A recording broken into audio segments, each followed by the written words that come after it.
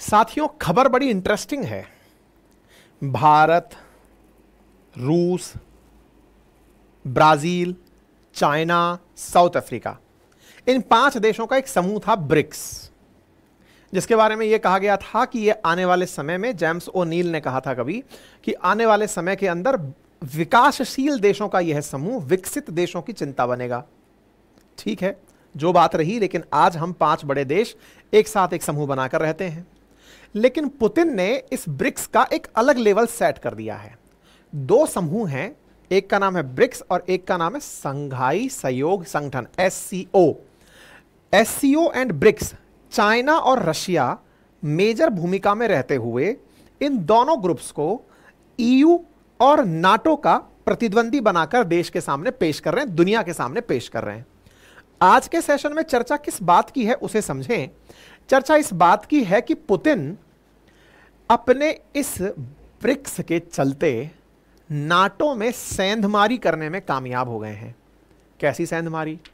और साथ ही साथ जिसको ये अपनी तरफ लाने का प्रयास कर रहे हैं उसको भी मौका मिल गया है कि वो अपने ईयू और नाटो मेंबर्स के साथ नेगोशिएट कर सके।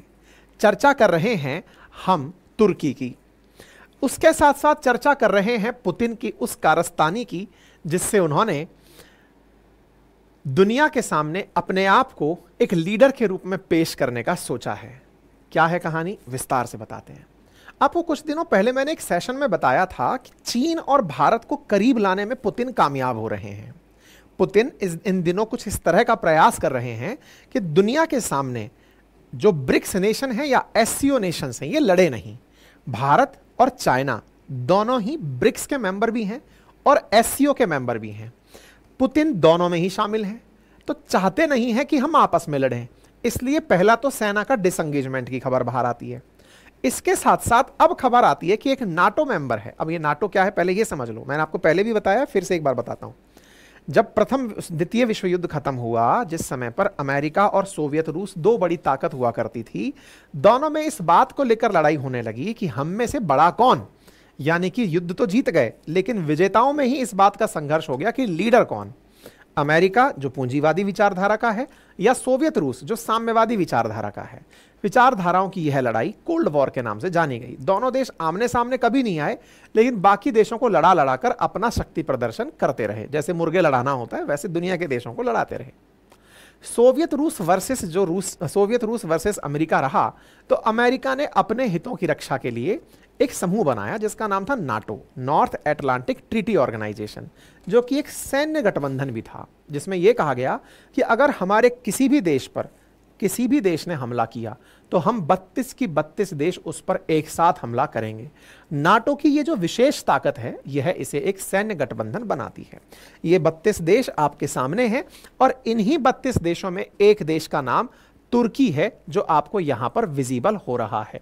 यह रहा तुर्की, अमेरिका के साथ में खड़ा हुआ अर्दगन आपको दिखाई दे रहे हैं। ठीक है, पहला यहां तक समझ में आया। मतलब इनमें से कोई भी देश को अगर आपने बम चलाया तो ये 32 एक साथ आकर उसका डिफेंस करेंगे। तो क्या उस समय सोवियत रूस ने कुछ नहीं किया? सोवियत रूस ने अपना एक गठबंधन बनाया और उस गठबंधन का नाम दिया वारसा गठबंधन, वारसा पैक्ट किया। वारसा के अंदर उन्होंने 8 देशों का एक समूह बनाया। सोवियत रूस इटसेल्फ खूब बड़ा था। मतलब सोचो 1991 में वो 15 देशों में टूटा, तब जाकर के उसको भी रूस जैसा बड़ा देश मिला जो दुनिया में सबसे बड़ा क्षेत्रफल रखता है। तो सोचो उस समय कितना बड़ा रहा होगा। तो सोवियत रूस ने वारसा एग्रीमेंट करके अपना भी नाटो जैसा एक सैन्य गठबंधन बना लिया। लेकिन इस कोल्ड वॉर में सोवियत रूस पिछड़ता चला गया और उसकी जगह पर अमेरिका लीड करता चला गया। 1991 में सोवियत रूस का पतन हुआ और पतन होने के बाद में 15 नए देश बने। उनमें से सबसे ताकतवर देश रूस था, जो सोवियत रूस की पुराने समय की जो उनकी यूएन के अंदर परमानेंट सीट है या उसकी जो लीगेसी है उसको कामयाब रखा, यानी लेकर आगे चलने में कामयाब हुआ। डन।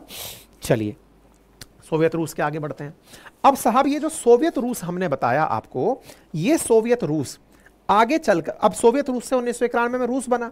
रूस काफी दिन तक इस द्वंद में रहा कि मुझे साम्यवाद को प्रमोट करना है कि पूंजीवाद को। तो रूस ने कहा बहती गंगा में हाथ धोते हैं, अपन भी पूंजीवादी हो जाते हैं। इन्होंने भी अपने यहाँ बड़ी सारी कंपनियों को स्थान दिया। धीरे धीरे रूस के अंदर वैसे ही आर्थिक उत्थान होने लगा जैसा और वेस्टर्न कंट्रीज में होता है। आज रूस का बहुत सारा हिस्सा अपने आप को यूरोप की कल्चर में पाता है। यूराल पर्वत से पश्चिम वाला तो यूरोप ही कहलाता है। अच्छा साहब, आगे बढ़ते हैं। अब रूस ने जब पुतिन का नेतृत्व पाया तो पुतिन अपने पुराने जमाने की यादों को ताजा करते हुए कि यार हम भी एक दिन बड़े हुआ करते थे, अब वो अमेरिका को फिर से टक्कर देने के लिए उठ रहे हैं। इनके सामने मुसीबत यह है कि जहां एक और नाटो तो मजबूत होता चला गया, वहीं पुतिन के साथ कोई नहीं आया। यानी कि कोई ऐसा गठबंधन नहीं बना जो नाटो के सामने बराबर आंख में आंख डालकर खड़ा हो। पुतिन को उम्मीद जगी दो संगठनों से, एक था ब्रिक्स और एक था एससीओ। ब्रिक्स जिसमें कि भारत भी इक्वल पार्टनर था हर जानकारी का। ब्राजील, रूस, इंडिया, चाइना, साउथ अफ्रीका, ये 5 देश जो कि बराबर से रखते थे, विकासशील देश थे, और ये आपस में एक दूसरे के साथ मिलकर एक दूसरे की बातों को, सैन्य संगठन नहीं था बाय द वे ब्रिक्स, बस ये ध्यान रखना है, ना ही एससीओ सैन्य संगठन है ना ही ब्रिक्स सैन्य संगठन है। अब पुतिन को इसमें एक उम्मीद जगी कि यार सैन्य लड़ाई तो बाद में कर लेंगे, पहले खुद के हितों की रखवाली तो कर लें। और ऐसे में इन्होंने ब्रिक्स को अपने लिए और एससीओ को अपने लिए नाटो के विकल्प के रूप में पेश करना शुरू किया। उसी की कवायद करते करते अब ये तुर्की को अपने पाले में लाने की बात कर रहे हैं। ये तुर्की की कहानी कहां से आती है? 2 दिन पहले सुर्खी आती है कि नाटो मेंबर तुर्की ने ब्रिक्स ज्वाइन करने के लिए आवेदन कर दिया है। अब सोचो, नाटो देश का जो समूह है, नाटो समूह का जो देश है तुर्की, वो ब्रिक्स में अपना इंटरेस्ट जाहिर कर दिया है, तो क्या वो नाटो छोड़कर आएगा? ये तो अलग सवाल है। बड़ा सवाल यह है कि क्या नाटो कमजोर हो रहा है? क्या नाटो से तुर्की निकलकर इस समूह में इसलिए आना चाहता है कि वो यहां पर अपने हित देख रहा है, या कुछ और कहानी है? आज के सेशन में बतानी है। लेकिन न्यूज तो यह है कि साहब अर्दगन जो है उन्होंने हमारे साथ हाथ बढ़ा दिया है कि मैं ब्रिक्स कंट्रीज में जाना चाहता हूं। तुर्की कहां है एक बार मैप पर देख लो। मैं तुर्की को जब भी देखता हूं इसकी स्थिति बीच के बंदर जैसी पाता हूं।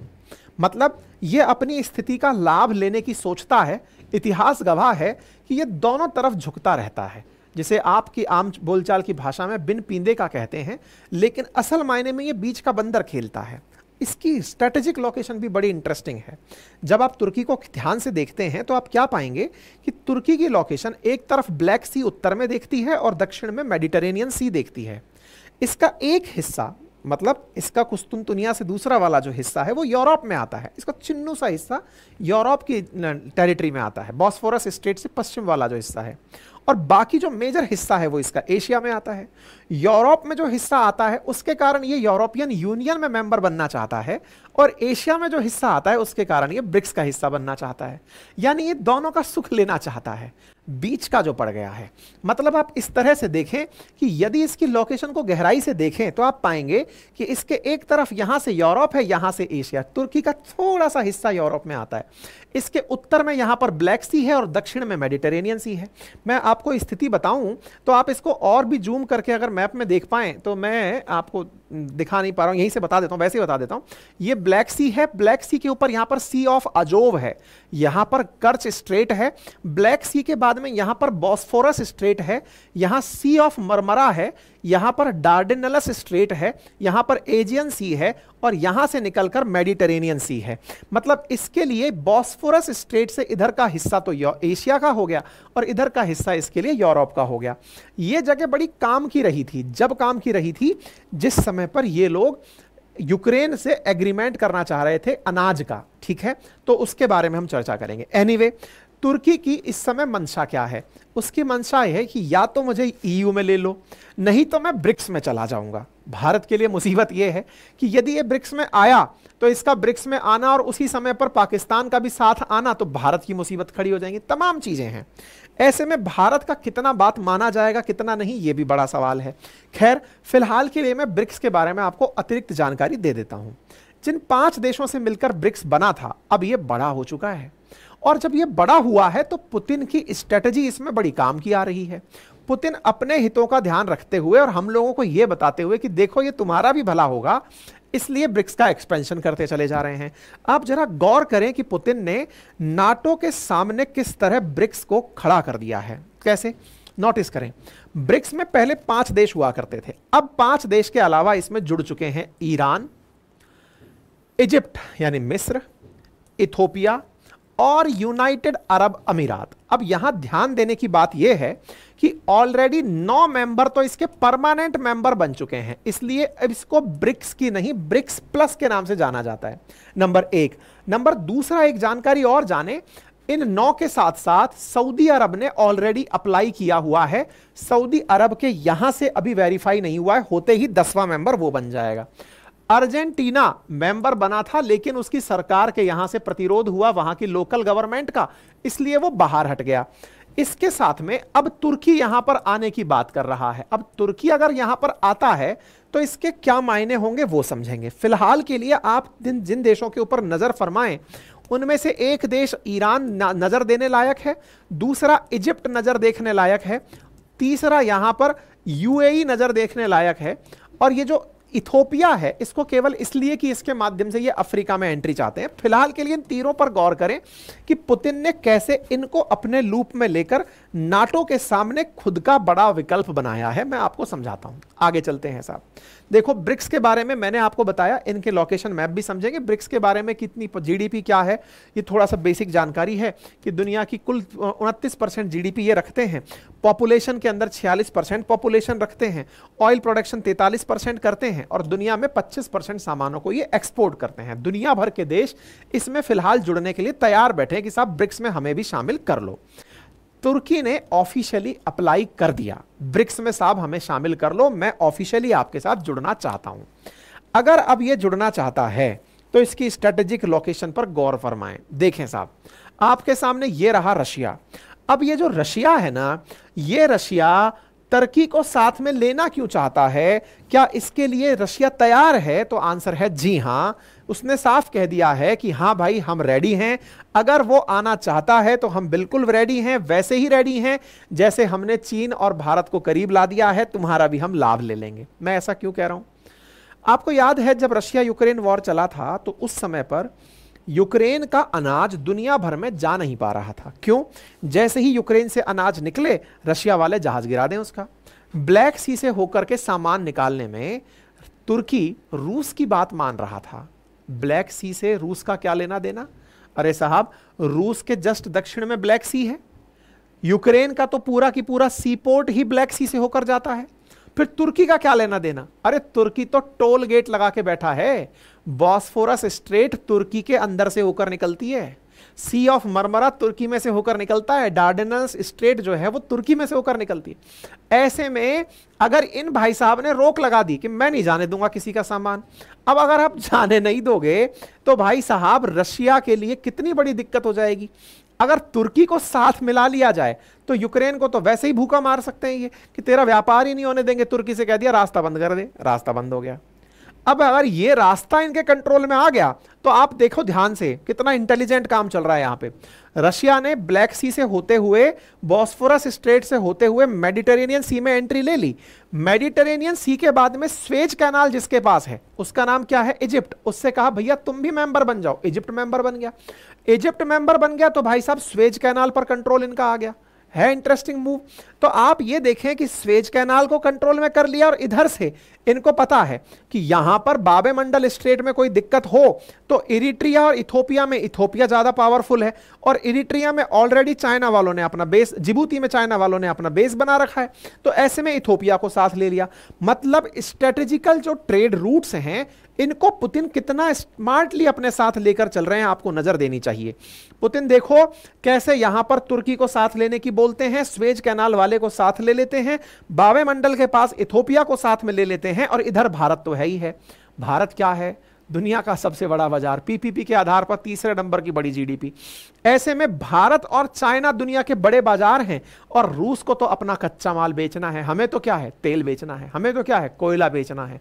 ऐसे में तेल तक पहुंच सुनिश्चित कैसे करें, भारत तक माल कैसे पहुंचाएं? तो पहला आंसर है कि सर ब्लैक सी होके पहुंचा दो। दूसरा कोई आंसर है क्या? बिल्कुल है। और क्या है? बोले दूसरा आंसर यह है सर कि ईरान होकर पहुंचा दो। तो बोले चलो ईरान को भी मेंबर बना लो। तो इधर देखो ये ईरान दिख रहा, ईरान को कैसे बनाया? तो इधर देखो कैस्पियन समुद्र के अंदर खुल रहा है कौन? रशिया। कैस्पियन सागर से जहाज निकला, पहुंच गया ईरान। सर ये केवल बातें हैं, ऐसे होता है क्या? अरे हो रहा है ऑलरेडी। इस रास्ते से नॉर्थ साउथ जो ट्रेड कॉरिडोर है उससे भारत में माल पहुंचना शुरू हो गया है। ईरान को साथ में लिया, ईरान को साथ में लिया और ये लो साहब सामान इंडिया पहुंचा दिया। यानी बाजार तक माल पहुंचना सुनिश्चित हो। तो इन्होंने कितना स्मार्ट मूव बनाया है, किस तरह से पुतिन ने एक तरफ युद्ध लड़ रहे हैं, वहीं दूसरी ओर आर्थिक रूप से खुद को मजबूत रखने के लिए अपने सारे ट्रेड रूट और अपने उपभोक्ता पहले ही सेट कर दिए। आप देख सकते हैं कैसे तुर्की को साथ लिया, कैसे इजिप्ट को साथ लिया, कैसे इथोपिया को और कैसे ईरान को साथ ले लिया, है ना। इधर की तरफ ये दोनों तो एक साथ इनके हैं ही कि हां हम तो ब्रिक्स के नेशन हैं ही। इस तरह से इन्होंने बढ़िया तरीके से अपना स्टैंडर्ड सेट कर लिया। एक देश जिनको समझ नहीं आता कि यार यूएई को साथ में क्यों ले लिया, स्ट्रेट ऑफ हॉर्मुज के कारण साथ ले लिया क्या? नहीं, स्ट्रेट ऑफ हॉर्मुज की तो चिंता ही नहीं है जब इनके साथ में ईरान है। तो फिर बोले इसको यूएई को साथ में इसलिए लिया, यूएई तो बिल्कुल अमेरिका की आधी कटी रोटी है, फिर इसको साथ क्यों ले लिया? बोले यूएई है अंतरराष्ट्रीय बाजार, मतलब यूएई से ही दुनिया भर के सारे ट्रांजैक्शंस होते हैं। आज अगर इंडिया भी रूस को पेमेंट करता है तो अगर वाया चैनल यूज करना हो तो यूएई को as a via channel use किया जाता है। आपको याद है कल मैंने जो लेबनान में बम फटने की घटना बताई थी उसमें क्या कहा था कि जो ताइवान की कंपनी थी ना, अपोलो नाम की कंपनी, उसको भी पेमेंट मिडिल ईस्ट के देशों के द्वारा हुआ था। तो यूएई दुनिया का एक बाजार है जिसका उपयोग इसलिए किया जाता है कि भाई तुम बीच में मांडोली के लिए रहना। तो रशिया ने कितना स्ट्रेटेजिकली सारे काम किए हैं आप समझें कि उसने प्रॉपर अपने लिए तुर्की का उपयोग रास्ता पकड़ने के लिए, इजिप्ट का उपयोग रास्ता पकड़ने के लिए, ईरान रास्ता बनाने के लिए, सऊदी यूएई बाजार बनाने के लिए, और कहां तक पहुंचना है? इन दोनों तक पहुंचना है। समझे आप? इतनी सी बात है। अपने आप का प्रभुत्व स्थापित करना है। देखो भारत के हित किसमें है, भारत कैसे शांत हो सकता है? भारत के हित इसमें है कि सर मेरा झगड़ा नहीं होना चाहिए, तो झगड़ा नहीं होना चाहिए, भारत और चीन आपस में मत झगड़ो भाई, मैं करूंगा मध्यस्थता। अच्छा, दूसरा भारत के हित किसमें है? सस्ता तेल मिलता रहे, मैं सस्ता तेल पहुंचाऊंगा, रास्ता मैंने बना दिया। भाई आज भारत की सरकार भी तो एक्सप्रेस हाईवेज बनाने पे फोकस कर रही है, इतना इंफ्रास्ट्रक्चर पे पैसा खर्च किया जा रहा है। ये भाई साहब दूसरे तरीके से चल रहे हैं, बोले तुम अपने देश में हाईवे बनाओ, मैं इंटरनेशनल हाईवे बनाता हूं, इंटरनेशनल रास्ते बनाता हूं ताकि कोई दिक्कत ना हो। तो ये भाई साहब उस रास्ते पे निकले हुए हैं। हमको अच्छा क्यों लग रहा है? क्योंकि 3-3 रास्ते होंगे माल पहुंचने के लिए। अब ऐसे में हमको भी अपना हित दिख रहा है, तो ब्रिक्स के केस में हम चुप बैठेंगे, हाँ ठीक है चलते रहो भाई, तुमको तुर्की लेके आना है ले आओ, हम तक तो माल पहुंचना क्या है, हमें तो क्या है केवल माल चाहिए।